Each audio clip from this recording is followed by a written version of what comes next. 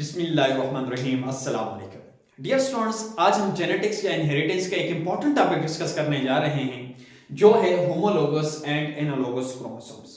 یہاں پہ جو میں نے پوائنٹس لکھے ہوئے ہیں اگر ان کو ڈائریکٹلی میں ریڈ آؤٹ کروں تو آئی تھنک آپ کو اتنی سمجھ نہیں آئے گی جتنی کہ آپ اس ڈائیگرام سے سمجھ سکیں گے. تو لیٹس اسٹارٹ. سب سے پہلے اگر میں یہاں پہ بات کروں کہ کروموسومز کیا ہیں تو سیل کے اندر تھریڈ لائک سٹرکچرز کو کروموسومز کہتے ہیں اور ہیومن کے ایک سیل کے اندر کروموسوم جو ہوتے ہیں وہ 46 ہوتے ہیں. لیکن یہاں پہ اگر میں آپ سے ایک کوسچن پوچھوں کہ ٹوٹل پیئرز کتنے ہوتے ہیں تو ٹوٹل پیئرز جو ہیں وہ 23 ہوتے ہیں. تو یہاں پہ آپ کے مائنڈ میں یہ کوسچن آنا چاہیے کہ سر ہم پیئرز کی بات کیوں کرتے ہیں. اصل میں ہم پیئرز کی بات کیوں کرتے ہیں اسی کوسچن کا جو آنسر ہے وہ آج کا ہمارا ٹاپک ہے وہ ہے ہومولوگس اینڈ اینالوگس کروموسومز. تو لیٹس سپوز کہ یہ ہمارے پاس ایک سیل ہے اور ہیومن کا ایک سیل ہے. ہیومن کے ایک سیل کے اندر ٹوٹل جو تعداد ہے کروموسومز کی وہ 46 ہے. لیٹس سپوز 1 2 3 4 اسی طرح کرتے کرتے یہاں تک ہمارے پاس 46 بن جاتے ہیں. لیکن ان 46 میں جب ہم 23 پیئرز کی بات کرتے ہیں تو اس کا مطلب یہ ہوتا ہے کہ یہ کروموسوم اور یہ کروموسوم بالکل سیم ہیں اور سیم ہونے کی وجہ سے ہم کہتے ہیں کہ یہ ایک پیئر ہے. اسی طرح یہ کروموسوم اور یہ کروموسوم بالکل سیم ہے اسی وجہ سے ہم کہتے ہیں یہ دوسرا پیئر ہے یہ تیسرا پیئر ہے اور کرتے کرتے کرتے ہم کہتے ہیں کہ ٹوٹل جو ہمارے پاس ہیں وہ 23 پیئرز ہیں. تو پیئرز کی بات ہم کب کرتے ہیں کیونکہ ایک پیئر میں دونوں کروموسوم سیم ہوتے ہیں. تو ابھی آپ کے مائنڈ میں یہ کوسچن آ چکا ہوگا کہ سر دو کروموسوم سیم ہوتے ہیں. جی بالکل سیم ہوتے ہیں. کیا ان میں ایسی کیا چیز ہے جو دونوں میں سیم ہے. تو اب اس کا ذرا آنسر دیکھیے گا. لیٹس سپوز کہ یہ میں نے یہاں سے یہ والا کروموسوم اٹھایا اور یہ والا کروموسوم اٹھایا یعنی ایک پیئر کو اٹھایا اور اس پیئر کو میں باہر لے کے آ گیا. یہ بھی کروموسوم ہمارے پاس ہے یہ بھی کروموسوم ہے. تو کروموسوم اس کروموسومز پہ جو جینز ہیں اس کروموسومز پہ جو جینز ہیں اور اس کروموسومز پہ جو جینز ہیں وہ دونوں سیم ہوتے ہیں. اسی وجہ سے ہم کہتے ہیں کہ یہ دونوں کروموسوم سیم ہیں. فار ایگزامپل اگر میں کہتا ہوں کہ یہاں پہ اگر کلر کا جین ہے تو یہاں پہ بھی کلر کا جین ہوگا. اگر میں یہ یہاں پہ کہتا ہوں کہ بلڈ گروپ کا جین ہے تو اس کروموسومز کے اوپر بھی بلڈ گروپ کا جین ہوگا. اگر میں کہتا ہوں کہ یہاں پہ کسی بھی انسولین یا پروٹین یا انسولین کا جین ہے تو اس کے جو پیئر میں دوسرا کروموسوم ہے تو وہاں پہ بھی جو جین ہوگا وہ انسولین کا ہی ہوگا. ایک پوائنٹ. دوسرا ان میں کیا سملر تھنگ ہے. دوسری یہ ہے کہ ان کا جو سائز ہے اور اس کا جو سائز ہے وہ بھی سیم ہوگا. ان کی جو سینٹرومیئر کی پوزیشن ہے وہ بھی سیم ہوگی. ان میں جین کی جو سیکوینس ہے وہ بھی سیم ہوگی. اسی پیئر کو جس میں جو میں نے یہ باتیں جو گنی ہیں یہ ساری کی ساری سیم ہیں تو اصل میں انہی کروموسومز کو تو ہومولوگس کروموسومز کہتے ہیں. یہاں پہ میں نے یہاں پہ ایک اور دو کروموسومز یہاں پہ ڈرا کیے ہوئے ہیں. یہ کروموسوم اور یہ کروموسوم دونوں سیم ہیں. دونوں میں جین سیم ہے دونوں میں سینٹرومیئر سیم ہے دونوں میں جین کی سیکوینس سیم ہے شیپ سیم ہے سائز سیم ہے. تو ان دو کروموسومز کو بھی ہم نام دے سکتے ہیں یہ دونوں بھی ہومولوگس کروموسوم ہیں. اب آپ کے مائنڈ میں یہ کوسچن آ چکا ہوگا کہ سر ہومولوگس کروموسومز کی تو سمجھ آ گئی یہاں پہ اینالوگس کروموسومز کہاں پہ ہیں. تو اینالوگس کروموسومز کا یہ مطلب ہے کہ یہ کروموسوم ذرا غور سے دیکھیں اور یہ کروموسوم ذرا غور سے دیکھیں. کیا یہ کروموسوم اور یہ کروموسومز کیا سیم ہیں. کیا دونوں میں جین سیم ہیں. کیا دونوں میں سینٹرومیئر کی پوزیشن سیم ہے. کیا دونوں کی لینتھ سیم ہے. تو نہیں ہے. تو ان دو کروموسومز کو ہم نام دے سکتے ہیں یہ دونوں اینالوگس ہیں یہ دونوں ہومولوگس ہیں یہ دونوں ہومولوگس ہیں. ہیومن کے ایک سیل کی بات کریں تو جو ٹوٹل 22 جو پیئرز ہوتے ہیں 22 پیئرز کو ہم آٹوسومز بھی کہتے ہیں اور 22 پیئرز میل کے سیل میں سیم ہوتے ہیں اور ہومولوگس ہوتے ہیں. لیکن جو ون پیئر ہے جس کو ہم ایکس کروموسومز اور وائی کروموسومز یا سمپلی جس کو ہم سیکس کروموسومز کہتے ہیں ان میں ایکس اور وائی جو ہے وہ دونوں ڈیفرنٹ ہوتے ہیں یعنی دونوں کے اندر جینز ڈیفرنٹ ہیں سینٹرومیئر کی پوزیشن ڈیفرنٹ ہے.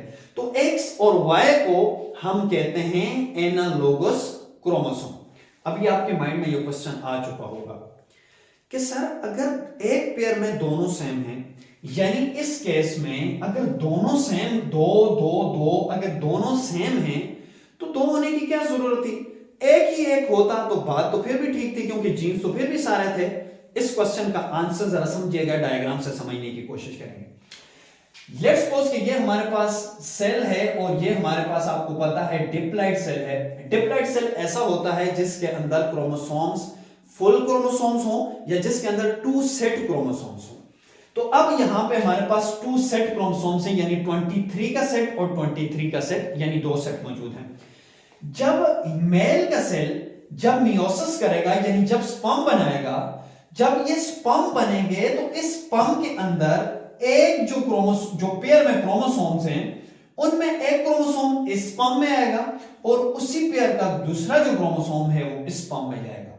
نیکسٹ پیئر کا اسی طرح ایک کروموسوم اس سپرم میں آئے گا اور ایک کروموسوم اس سپرم میں جائے گا۔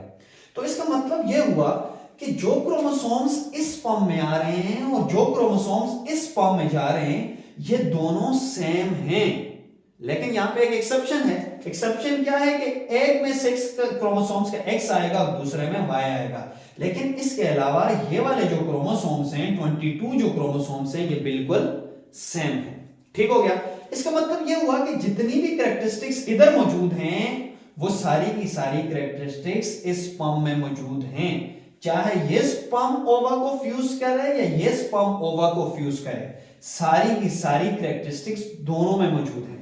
اسی طرح فیمیل کے کیس میں سیل جو ہے وہ ڈپلائڈ ہے، اس کے اندر جو 6 کروموسومز ہوتے ہیں وہ ایک بھی ایکس ہوتا ہے دوسرا بھی ایکس ہوتا ہے، یعنی یہ دونوں بالکل سیم ہوتے ہیں۔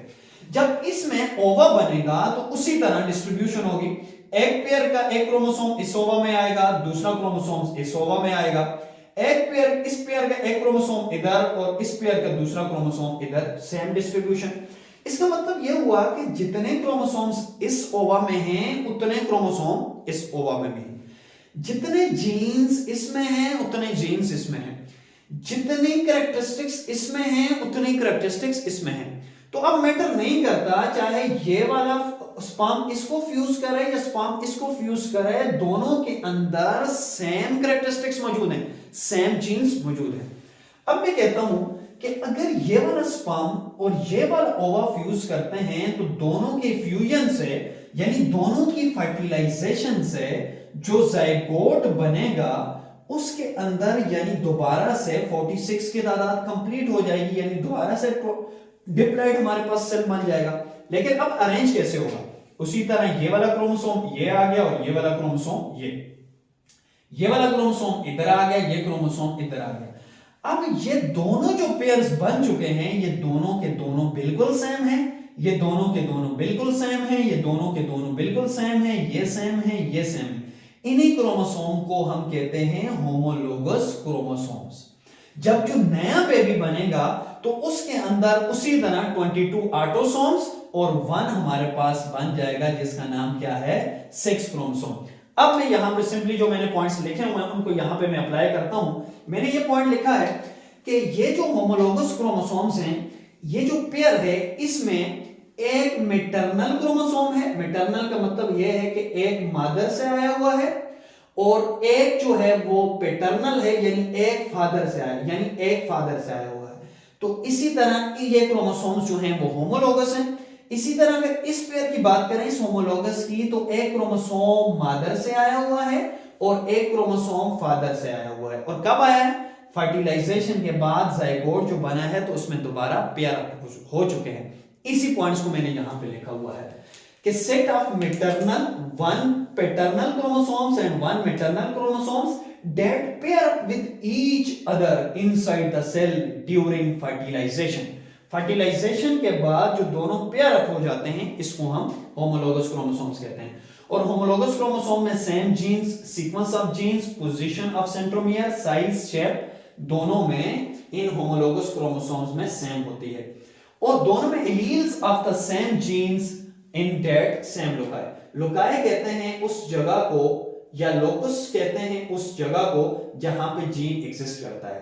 تو اس کا مطلب یہ ہے کہ ہومولوگس میں اس کا جین اس پوزیشن پہ ہے تو اس کا جین بھی اس پوزیشن پہ ہوگا، یعنی دونوں کی لوکس بھی سیم ہوں گے اور دونوں کے اندر ایلیلز بھی سیم ہوں گے۔ تو ابھی آپ کے مائنڈ میں جو کوسچن ہے کہ سر جینز اور ایلیل کیا ہے، تو انشاءاللہ نیکسٹ ویڈیو میں اس بارے میں ڈیٹیل سے ڈسکس کرنے والے ہیں۔ لیکن ہومولوگس میں اگر اس کی اور اس کی بات کریں کہ دونوں میں Jain size, shape, sequence different ہے، دونوں کے اندر جو ہے وہ ایلیلز ہمارے پاس ڈیفرنٹ ہے۔ یہاں پہ میں نے ایگزامپلس لکھی ہوئی ہیں ہیومن کے کیس میں 22 جو آٹوسومل کروموسومز ہیں، 22 جو آٹوسومل کروموسومز ہیں وہ ہمارے پاس ہومولوگس کروموسومز ہیں، لیکن اینالوگس کروموسوم جو ایکس اور وائی یعنی یہ والے جو دو کروموسومز ہیں یعنی ایکس اور وائی کروموسومز یہ دونوں ڈیفرنٹ ہوتے ہیں، تو اس وجہ سے ان کو میں نے یہاں پہ لکھ لیا ہے کہ یہ اینالوگس کروموسومز ہیں اور ایکس اور وائی کو ہم سیکس کروموسومز بھی کہتے ہیں۔ تو آئی تھنک آپ کو ویڈیو اینڈ لیکچر سمجھ میں آ چکا ہوگا۔ بہت شکریہ۔